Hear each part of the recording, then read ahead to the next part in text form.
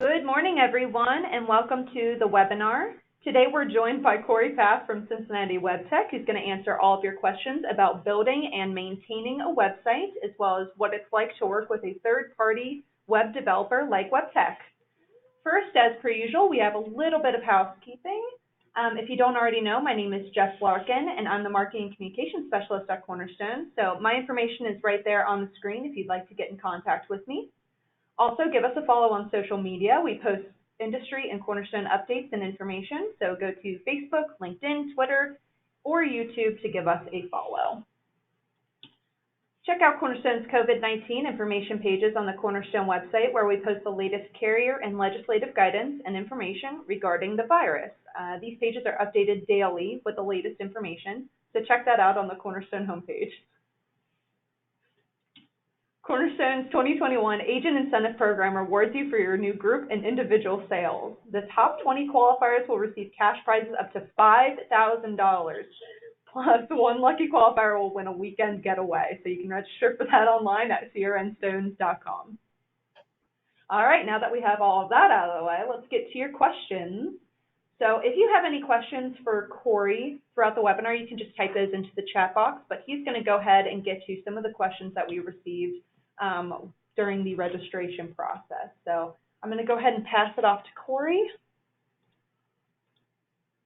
We're going to have to get you an updated logo for us as well. Oh, geez. Oh, my. Yes, please send that to me. Not a big deal. All right, take it away. As Jessica mentioned, I'm Corey. I've been helping them with their website, for probably close to 8 to 10 years now, I think. But I just wanted to hop into your questions and kind of see what you guys had to say. So, what are some good questions to ask your web designer before you decide to hire them? So me and Jessica kind of went through some of these questions, and I tried to put some bullet points in here for, I'd say, 5 or 6 questions. And if you do have more questions about these, I'm going to kind of go through them at a higher level. Feel free to ask them, and I can kind of touch base on those at the very end of this presentation. But I'm going to try to kind of go through it fairly quickly, and I just don't want to miss something that you might want me to dig into a little bit deeper. So some of the questions would be, are they full-time or not? A lot of times we have a lot of different kind of companies out there that are just freelancers that are just doing this moonlighting or on the side. And so it's nice to know if they're a legit company or if this is just something they do as a hobby or on the side, because price ranges will change drastically based on that. If you're dealing with a full-time company, someone that does middle to large companies, someone that's a high-rise downtown, they're going to be really expensive versus someone that's a freelancer, maybe really cheap, but may take a little bit longer. Let's go on to the next. How long will it take them to typically finish a 10-page site? So freelancers might take a little bit longer because they're working other jobs. Bigger companies might, depending on their size, might have too much going on, and they may take longer. Also depends on how many people they have. So it's a good question. Typically for us, and I think I'll get to this next question too, or next slide, but it's usually 6 to 8 weeks. And a lot of times it depends on the client. Clients, most of the time, as you know, if you never built a website before, you don't know the process, you don't have the content together.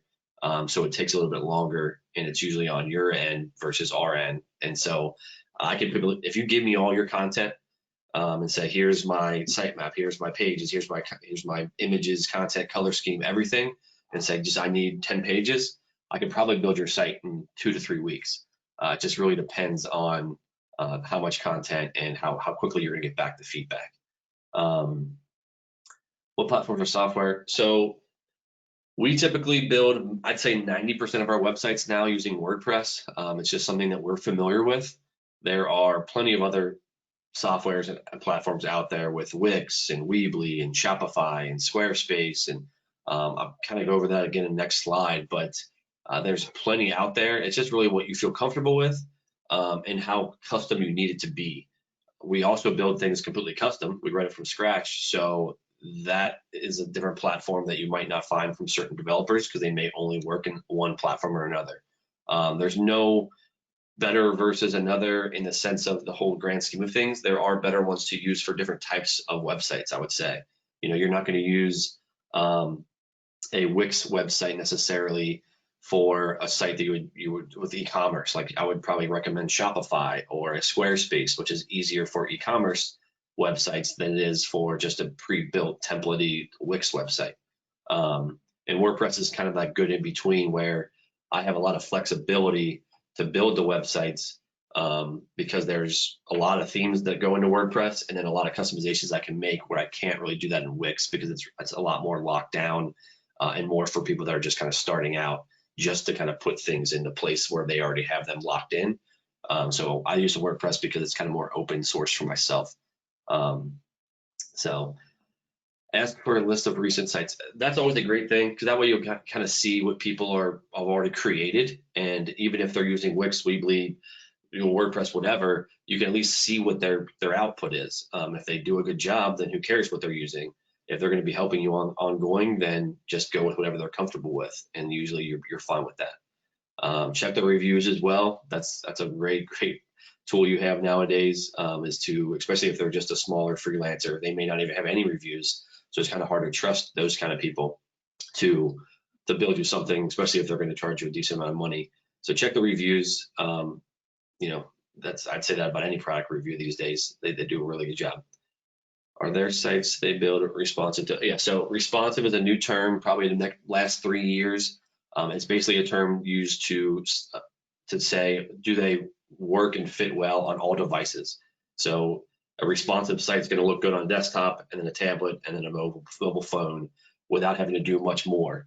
It's all style sheet based and it all kind of just makes it look good, and it's not just this big old screen on your mobile phone that you have to kind of scroll left and right everything and zoom in. So that's a really good thing. It's also really good because Google, since I want to say 2 Aprils ago, has started penalizing people that do not have mobile friendly websites on their Google searches.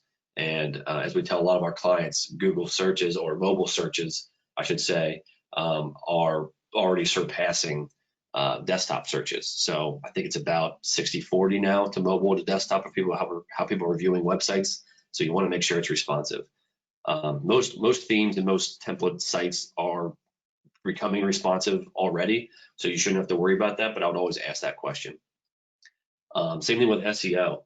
When you build a website, that's the very first part of the SEO. SEO is search engine optimization. It's basically how you're found on Google and how you're ranked. And the very first step of SEO is making sure that your website is optimized. And when you're building your website, it's the best time to do it. You're making sure that your title tags, your H1 tags, your URLs, your file structure, everything is done correctly, so that when you go to do the other steps of SEO, which is like link backs and link building and then PR and press, all the stuff like that to get people to see your site, the site itself has to be optimized first. So make sure that they are really a company that knows SEO and they build that the correct way. It's a lot of times, like I said, these WordPress and Wix sites are getting better, but some are probably better than others that are already the templates set up so that the SEO is already kind of pre-built for you. But it's also a good thing to kind of talk to them about. Do they own the website? Yeah, so a lot of times we get in these situations where people come to us because their web developer is holding on to files or domains and trying to lock you in. As far as I'm concerned, that's illegal, but it's one of those things where we don't do it as a company. Once you pay in full for a website, we were just paid for our service. We're not paid for any proprietary, development that we've done. So I would always ask that ahead of time. Like, hey, once I pay you in full for my website, you build it for me. If I decide to leave, do I get my website and my domain and everything with it? You save yourself a lot of headaches if you get that in writing beforehand, just in case there's some bad companies out there. So that's a good one to have. Moving on to the next question, what website building platforms do you recommend? So this is kind of what I was talking about before. There's a ton of different options. We use WordPress. We use WooCommerce. It's a plugin for e-commerce websites. Like I said, WordPress is one of those really well-known. It's been around for so long, whereas the Wix and Weebly's are kind of newer, and they're just more locked in. So if you're coming to a company such as us, we would use a WordPress or a custom, just straight custom development. If you're going to do it yourself, it might be more daunting to do something like a WordPress, and it might be easier for like a Squarespace, Shopify, Wix, or Weebly, because they are more locked into like the template. You basically they just basically say here, add your logo here, add your text here, add your image here. You don't get to kind of move things around a lot of times, and it's just more cookie cutter is what I would call it. So if you're doing it yourself, those things are good options. Like I said, Squarespace, Shopify are better for e-commerce. I know a lot of people are going e-commerce routes these days because everyone's kind of getting more into digital for even their selling their products. If you're just informational, I would definitely lean towards more of finding a good WordPress theme. That's what's a really, because if you just do WordPress by itself, it's very just default. It's going to look it's going to be overwhelming to look at in the back end, because it's going to basically say, here's a page, here's a text box, start adding in stuff. Whereas if you had a theme, like for ourselves, we use a theme called Enfold, ENFOLD, and it's a paid theme, but it adds the back end, so it's so much more user friendly. And Jessica can attest to this. It's much more, block, like here it looks like the front end, where it's, you have the areas of the top area, the body area. You can drag and drop things. You can add in a header and a text box and a button and just move things around, and it almost looks like you're creating the front end. And it's just so much easier than just using this block editor that the WordPress uses. So I would definitely recommend that to find a theme that really has good reviews before you just kind of hop into WordPress, if you're going to go that route. So, but there's plenty of options out there. I'm probably missing some as well, but these are the ones that I hear a lot when I'm dealing with template websites. And I will say real quick that I have never been a fan as a developer of the Wix and the Weeblies, because it's so locked in. Obviously, I have more knowledge of developing websites, so when I get stuck into a website that won't let me do certain things, it's frustrating as a developer, but it may not be frustrating to someone that's needs a little hand holding to build the website. So how do I get started putting together a good wireframe for my website? Do you have any suggestions? So a wireframe, or sitemap, is kind of what I call it. It's basically the way you decide on what's going to be on your website, and how it's going to kind of be laid out. The best way that I would tell all my clients is that a sitemap is basically an outline. The old grade school outline that you would just, big I, little a, all that kind of stuff. Just think of your company and your services as an outline, and think of the broad terminology and the broad pages first, and that's going to be your navigation, and then you can kind of narrow those down either with sub pages and drop downs, or sub content on those main pages themselves if you don't want that many pages. The best way to do this, and especially for SEO reasoning, you want to think of keywords that people are going to be searching for your company. For us, obviously, web design, web development, web hosting, website marketing, were our main keywords. So we made our main 4 things, as you saw at the very beginning: design, develop, market, host. Those were our 4 main types of things. So we had design. So we thought of anything that we could do design wise. So we said web design, we said logo design, brochure design, anything for under design, and same thing. So that way, when we went to create our website, we had this nice outline of all the types of keywords and services people will be searching for.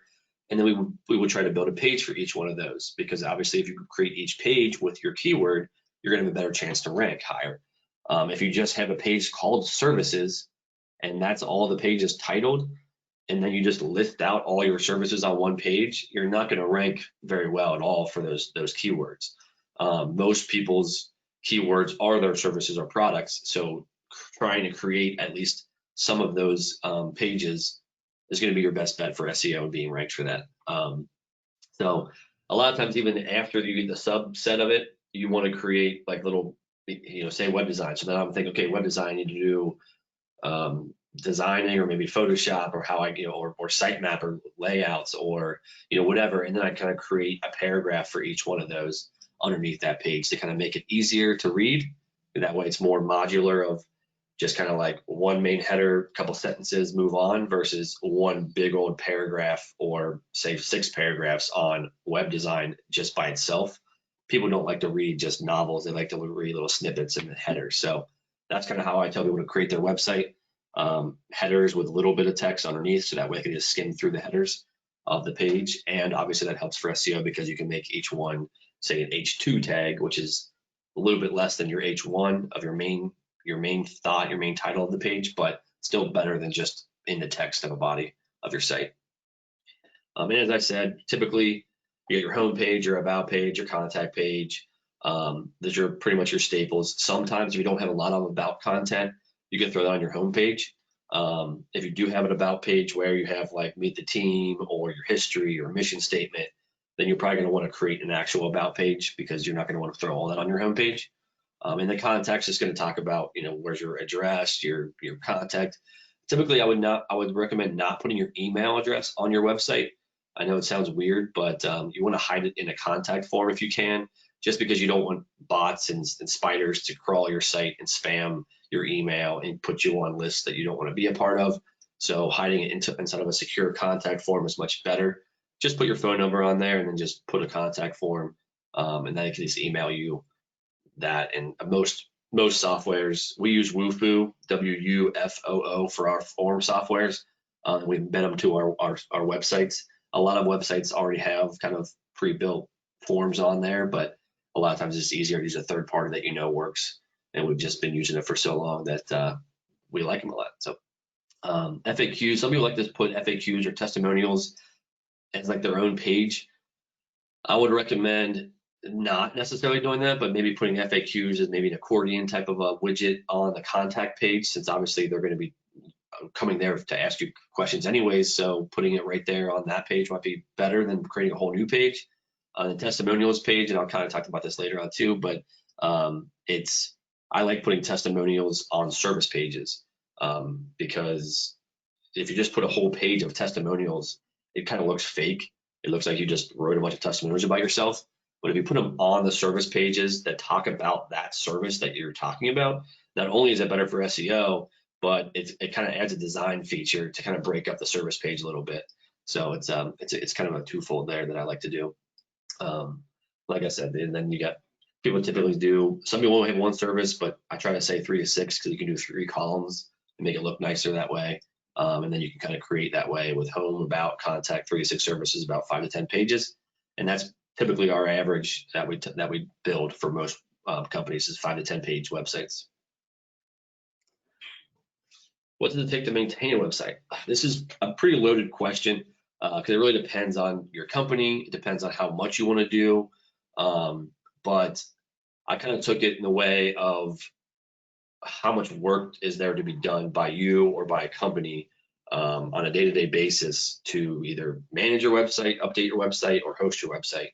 And obviously all is a little bit different, but you could be on a self-managed hosting plan.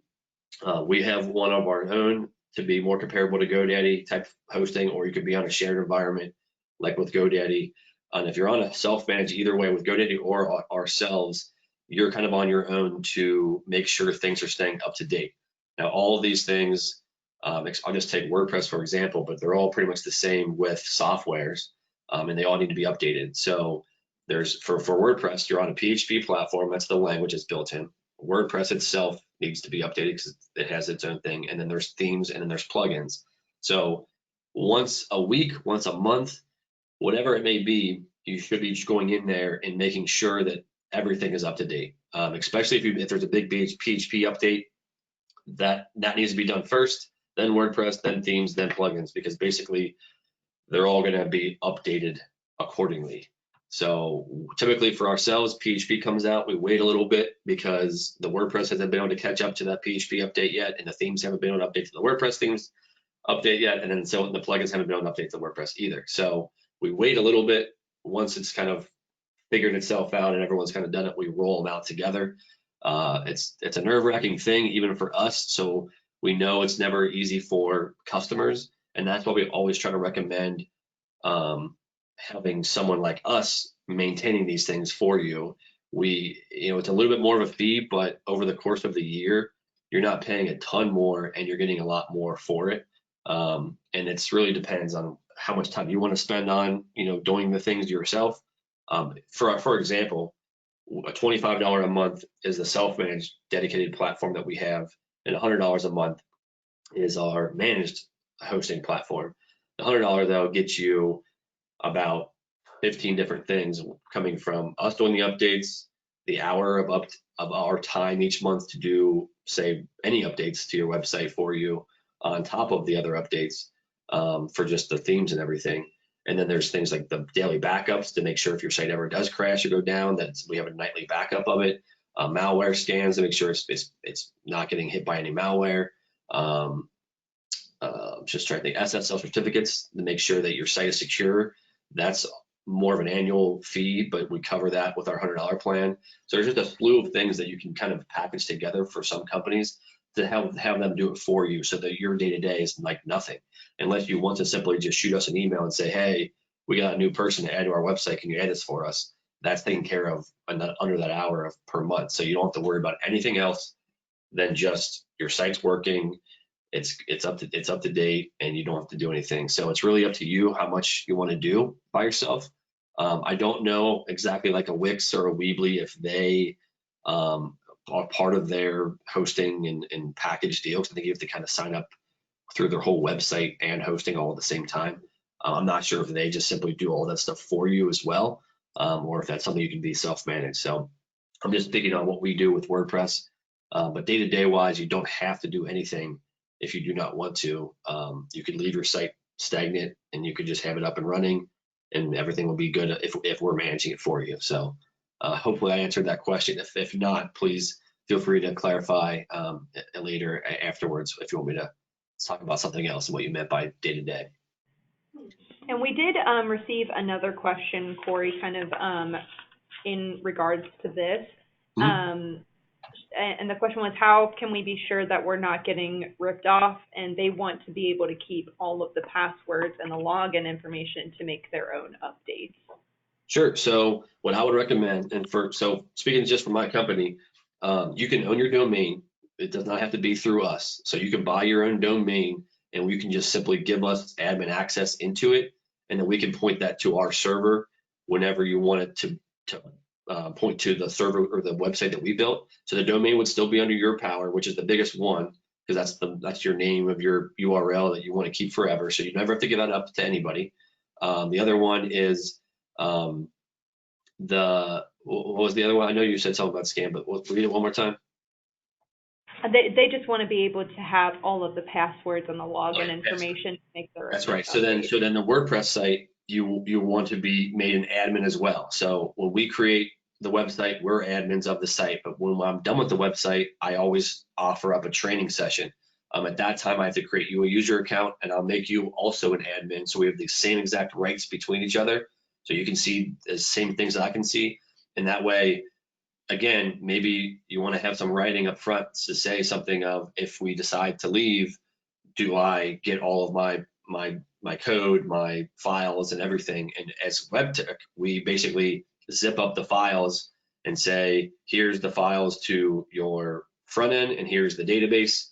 Take these to your other web developer that you're moving to, and they should upload it to their server, and everything should be good to go. We make it simple because we don't want to make it harder on ourselves or you, because it's just going to be a pain, and it's just not going to be any fun for anybody. So yeah, and one thing to mention too is that on the back end of WordPress, if you do add other people to your to the administrators, you can set their permissions. So if you have somebody else within your company that you just want to be able to manage specific aspects of your website, you can give them specific permissions on WordPress. Yeah, you can do ones where it's basically just someone that can just edit pages, and then you can also do ones that are just maybe just like blogging and just have blog posts. And so you can definitely do that, but for if you're worried about not having all the access we do, you could just be made an admin just like we are and have full access and kind of go. So you could even simply, if you had a web developer and you were the admin, you could delete us as an admin, and then all of a sudden then start talking to a different person, and I would have zero access, or push me down to something completely limited, whatever they may be. But then obviously we can't do anything in the back end. So it's really up to you at that point, but I would just make sure that you ask for admin privileges if it's something like a WordPress website, And that way you'll have all the admin rights that they will, and then you can do whatever you want with it at any time. But that's the website part of it, the domain part I talked about. And then email is another separate thing as well, but that's a whole different animal. Those are the three types of hosting: domain hosting, email hosting, and web hosting. So you want to make sure that you kind of have control over all three. Does that answer it? Yes. Okay. Yeah, I think so. Yeah, and like you said, I think the other one was like make sure they're not being scammed or something like that. What was the wording of that? Just that they don't want to get ripped off. So I think Yeah. that they just don't want to give away the whole farm and not have any control of the site for themselves. Yeah. So it's up to you. Some people love to give all the access to people. They just want to trust someone. Again, read the reviews, make sure that they're a legit company. But sometimes it's easier for us to handle the domain, the web, and the email kind of under our umbrella, so that way you don't have to worry about it. But if you want more control, you can absolutely keep all of it, and you basically just kind of give the developer a little bit of access as they need it. So that's another way to go about it. How much should I expect to pay a web designer to create a basic website? So I kind of threw some just generic numbers out there. I always tell people it just really depends. Websites are so tricky and clients are so tricky, because you might have a client that simply is the easiest person ever to work with. Everything you do, they love. And you go through it one time and they just say, oh, that's great. Oh, that's great. And you just keep moving. And you have other ones that want to go through 20 different revisions on every single page. So you never really know, but our ballparks are typically, I put 2 to 10. What I said before, our 5 to 10 page informational websites are roughly $3,500 to $4,500. These are all based on WordPress. If we're going to go custom, they're going to be pretty much double, because we have to write every single line of code and develop it from scratch. And these are not e-commerce websites either. E-commerce are tricky as well, because you start dealing with payment information and payment integration, shipping costs and shipping weights, and there's so much more with e-commerce, and it's just more of a headache. So I typically tell people to add on 5,000 on top of informational websites just for the e-commerce part, but it also depends on how crazy your product section is. Say you only want to sell one product. Well, obviously it's not going to be as bad as someone who wants to sell 1,000 products. So it just really depends, and I have to do it kind of client by client. It's kind of how it is, but typically most range is 2 to 10. 2,000 is typically more like a 1 or 2 page website that's just really basic. A lot of times, a lot of our upfront work is the design and the structuring of the homepage and one subpage. Once we kind of get that going, adding on additional pages isn't as hard, because we kind of already have a structure built. So we still have kind of an uploaded front end of 2,000 or so to just kind of get going. We don't do a lot of those. We typically are $3,500 is our low end.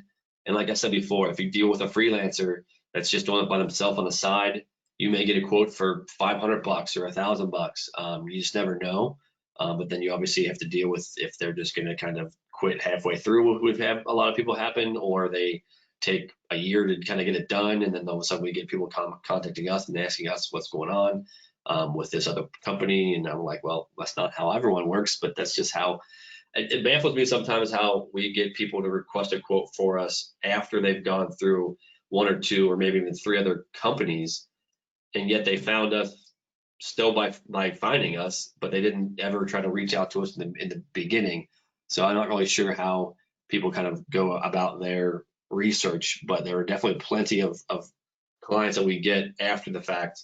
I won't say the company's name, but there's a local company downtown that we used to say is our best sales company, because we would get a lot of companies from them that weren't happy, and they would somehow find us after they were dealing with them and made us look really good. So it was one of those things where it's just kind of shocking how people find different companies, and just, I don't know, it's just weird. So Chris and I have been doing this for over 12 years now, and if you look at our reviews and you talk to any of our clients, we try to keep it as personal and as good a relationship as we possibly can, because it's kind of how we are as people, and we just want to make sure that everyone that's kind of dealing with us is kind of like a personal relationship and a business relationship at the same time. And it's just one of those things that's nice. So So take these numbers with a grain of salt, because this is our numbers.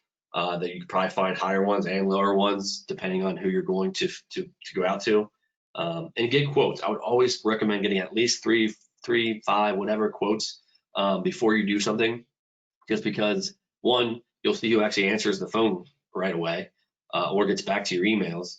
It's pretty funny when I talk to people and they say, yeah, we talked to, or we've reached out to 10 different clients or 10 different companies, and so far 3 have gotten back to us. And I'm just like, man, that's pretty shocking. We try to get back to people within a day, but sometimes we get a little bit busier. It might be 2 days, but after 2 days, I'd be shocked.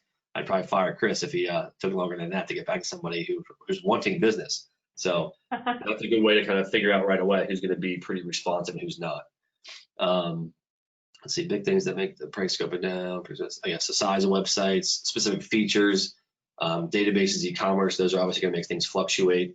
But always good to have. If there are certain websites, a lot of times we ask people to say, go ahead and go out there and find websites that you like or features of sites that you like. That's always a great way to start when you talk to a company and say, hey, I really like this website I found. What would it take to build something like this website? Or tell them, like, maybe it's going to be smaller than the website, but the colors, the features, the style, ask those kind of questions, because that way it really helps narrow things down for yourself. And then the hosting, like I said before, 25 is our lowest. I put 500 just because we do have other ones that are higher, more like retainer-based things for bigger companies that have bigger servers.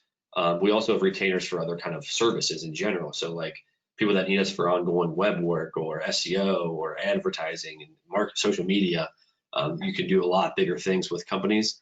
The biggest thing we always tell people is that we want to find those small to middle-sized web companies that don't have the money to hire on a full-time person, but they just want to kind of find that niche that needs just someone to kind of be around to help them through the hard times. And if you think about spending even $1,000 a month on a web company, that's only $12,000 a year, and you're probably looking over $50,000 for a web person to hire full-time.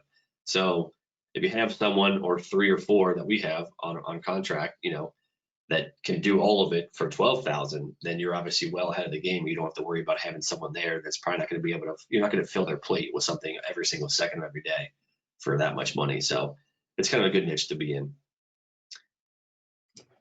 The other questions that you guys have talked about, how often should you consider a redesign of your site? It really depends on how fresh you made your site in the first place, but I typically say every 5 years or so is a good idea. Plenty of times people do it once a year because they're crazy or they get bored, and some people might not do it for 10 years, and you can really tell.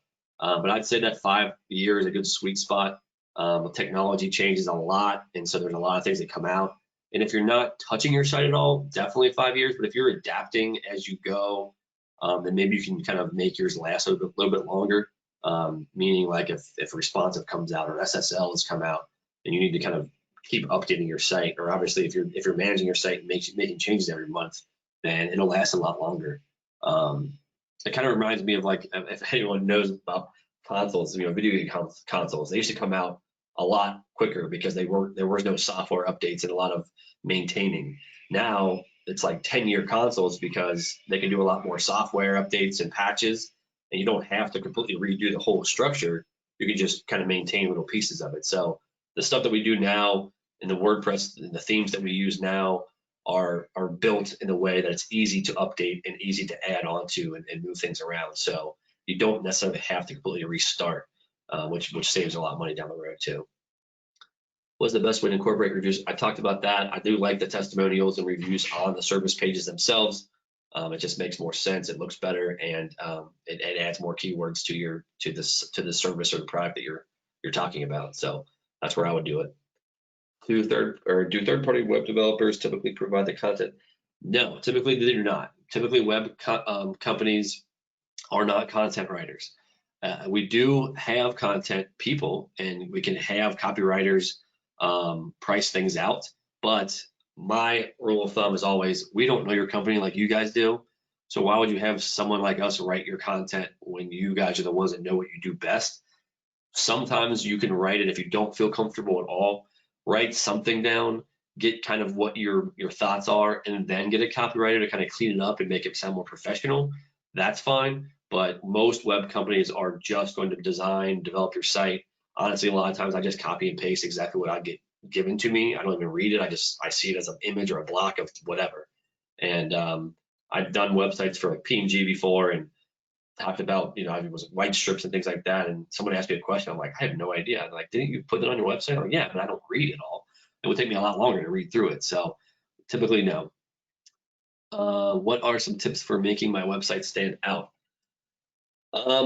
Design wise, just making sure it's flashy. The homepage is your biggest brochure. So I always treat it as, having that main slideshow or video playing at the top in the background, going over your main services on that thing. Teasers for what's going to be coming in the sub pages is great to do on the homepage. People are used to scrolling now. You don't have to be quote unquote above the fold or keep everything before scrolling. People are used to just going down the page now and reading a little bit about you before they dive in deeper. So make sure that your homepage is definitely that nice view. The other way I took this question was maybe advertising. So some of the free things you can do would be Google My Business. Google My Business is a free platform from Google that simply just puts all your information correctly inside of Google. So like your address, your phone number, your company name, your hours, your holiday hours, everything you can do, manage that. It's free. It's what Google uses for the local map when you Google things that are for local whatever businesses, which is I think most people love to do things local these days. So getting that stuff updated. There's a paid program called Yext that we can even help you with. It's YEXT. It takes that Google My Business page and it broadcasts it out to a bunch of local, smaller sites to make sure all your information is correct on everything. It just kind of helps the whole internet see you as one main correct way of spelling and address. And Google loves consistency, so that really does help. On things on top of that would be pay-per-click or AdWords that we also can help with, but that's more of a, how much do you want to spend on each keyword? And then obviously we talked about SEO, search engine optimization. That's just the best way to kind of build your website and then make sure that it's set up correctly and there's some softwares out there to run. So those are the best ways to help your site stand out. Like I said, it starts with that sitemap. Make sure you have your keywords and as pages. Don't just have a services page, have a web design page, a web develop page, whatever your main keywords are. How long does it take to build a website with a third-party vendor? Like I said, it depends. We typically tell people 6 to 8 weeks. I've definitely built sites within a week before, and I've built sites over a year before because of how long people took to get back to us. It's really kind of depending on how you are. If you want to work with somebody and you want a site built quickly, then be responsive, be ready to get back to them with their feedback, and set deadlines for them. If they say, hey, I'm going to give you, here's my sitemap, here's everything you need to kind of create the structure in the homepage. Can we have this back by, in 2 weeks? Do you think we can get it in 2 weeks? And if they say yes, okay, they put a date down and just kind of, and then when they get back to you, make sure that you guys have a day right after that to review it with your team and get their feedback. Make it organized, don't just kind of piecemeal it together where it's like one thing here and then all of a sudden next day you're putting 2 more things out. It's like, get it all consolidated so they have everything to take back. And then when they can sit down, they can design it, develop it some more with their feedback, go through all your checklists, and then get back to you again. So I would just do it, but set deadlines, especially for people that are cheaper or freelancers, because they're going to be busy with their other work. So try to sit down with them and set deadlines. After working with a third-party web designer, will I be expected to do the maintenance on my own? Or they can do it for me? That's up to you. That's up to them. That's usually for a certain fee or not. Don't expect them to do anything after you pay them and after you're just hosting the website. Talk to them beforehand so that you're clear on what you're supposed to be doing or what they're supposed to be doing, because like I said, we try to make it really clear for our clients and we try to put it in our hosting PDF. So if anyone wants to see that, I can send that to you later. Just ask Jessica for it. But it's really clear to see what we are going to be doing per hosting fee. And if you don't see it on here, then you need to ask about it, kind of a thing. So a lot of people are going to just take the money and say, you're done with our website. Here it is. Host it. Some people don't even host them. So they say host it somewhere else, and then you'll never talk to them again when they get paid. So it's really dependent on what you want to talk to that contractor about or that company about beforehand. how can you get your website noticed without paying thousands for optimization? The things I just said before, the Google My Business is the best way because it's free. Social media, also free. That's a great way to start getting yourself out there, growing your likes and your followers. Don't spam people, but it's not terrible to kind of throw it out there one time to at least your friends saying, hey, I'm starting this company up. Here's a link to my new website. Here's my social media. If you can follow, it'd be great. That'll just help kickstart it. Those are the free things that we always try to offer people. And then there's also, like I told you, the SEO, you don't have to spend a ton of money on it. There are companies that will charge you a lot, but it really depends on what they're going to be doing for you. But the Google My Business is huge. Social media is the big one too. As much as you can do. Oh, another one too is these websites out there that they like to do lists. So they're just literally websites that top 10 insurance companies in Cincinnati. If you can try to get on those because they want you to be on their website because that's how they are a website. They just do lists. So trying to get on those types of websites, sometimes you just have to fill like a little application. But those things will be nice because if they grow their ranking, then if they link to your website from their website, then your ranking is going to grow because of that. And so that's something you can do for free on a lot of the websites. Nowadays, a lot of them are starting to charge a little bit once they get popular, but you can still find a decent amount of them out there still for free with a little bit of effort. So that's another good one to part of the SEO trio that I call. You have your SEO that you build with your website, and then you have your link backs. That's what the link building. That's kind of that step of getting your site linked from other people's websites. So that's pretty much it for me. Do you have any more, Jessica? Yeah, I did have one question. So a couple slides ago, you mentioned that you don't want to put your email on your website because the spiders or the bots might get to the email and start spamming you. Right. Can you explain what a spider or a bot is? Yeah, so like it's kind of hard to explain, but it's basically there are these bots or spiders that basically crawl websites. It's like just a robot, just a non-manual user that they just kind of run this algorithm to scan people's websites and find email addresses and phone numbers and things like that. And that's how you get a lot of times caught in spam. It's a weird way. Obviously, that's not the only way they do it, but it's one of those things where if you're putting your stuff out there to be crawled and to be looked at and seen, then they might find it and they're going to add you to places that you might not want to be added to. So it's just one of those things that we've always been told. If you can hide your email in a form, a secure form that they can't see the email address, but you can still be emailed, it's better off that way anyways. And if you click on someone's email address on a website, then it's up to your own computer to determine what email, whatever is going to open up. Like for myself, it always opens up Mac Mail when obviously I don't ever really use Mac Mail. I use my Outlook, so it just opens up another program on my computer that I want it to open up. It is more of a pain, and then you don't have, and then it's not structured nicely in the email. So if you have certain questions, it just leaves it open ended for them to just write whatever they want to write. So the contact form is always just a better way to go. And if you use Wufoo or something like that, the form stuff we use, it puts it into a database. And depending on the questions we ask, we can go back and create reports off that as well to see who's clicking on checkbox for web design or who's coming for hosting and things like that. So it's a little bit more user friendly as well. And if I miss something in the email, I can always go back and see, oh, they're still in the database. I can get back to them through my software, even though I might have missed it in my email. So what would be your thought on including like employee headshots and information and all that kind of in that same breath on your website? And it's true. A lot of times that stuff happens.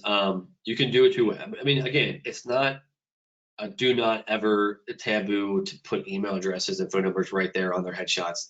People still do it. Even when we tell them, we always tell them like, hey, you might want to do something different. Another option would be, I think even Cornerstone does it, where you can simply link people to a form, and then the form might say attention to sales team or marketing or whoever. And then that way, the form itself is tied to a specific email address based on their selections. And that way, it's secure. It's still all done through one form. All those forms are all in one database. and all your information's all in one spot versus just throwing out email addresses. Does that make sense? It does. Yeah, so I mean it's still good. I still like the Meet the Team. I still like the personalization of it all. I still think phone numbers on there are fine. And even social media links to go to those people, maybe LinkedIn pages or something like that. That's totally fine. But just the email, and again, you can still put it in.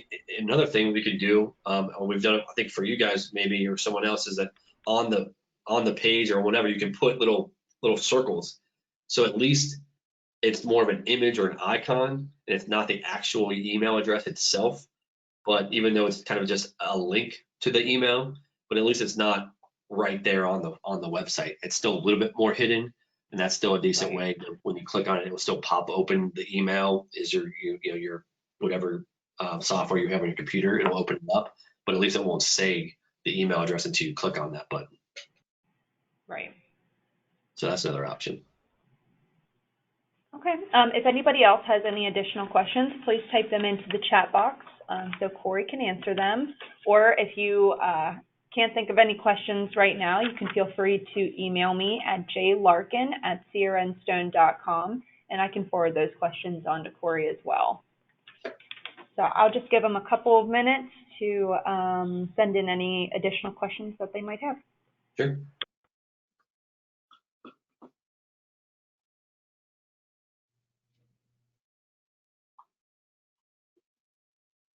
I'm gonna have to wake him up though beforehand.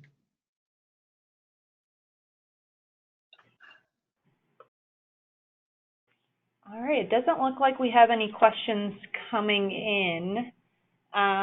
So if, like I said, if you have any that you just didn't think of, but you have questions later, feel free to contact me at jlarkin@crnstone.com and I'll forward them on to Corey. And don't forget to register for our other upcoming webinars in this series and in others. Coming up next Tuesday, we have a Tech Tuesday webinar about Bluetooth. And on Wednesday, there's an individual corner webinar to help you prepare for open enrollment. And you can register for both of those webinars and any other webinars in this series and in others on the Cornerstone website. Thank you all for joining us today, and you will receive a copy of this presentation in the next day or two, and it will be available on the Cornerstone Resource Center at crnstone.com. And if you have a couple minutes after the webinar, please take a moment to fill out the survey that we've prepared. Your feedback is incredibly important to us, and it ensures that we're continually providing you with some value. And everyone have a great day and stay safe out there. Thank you so much, Corey. Thank you, guys.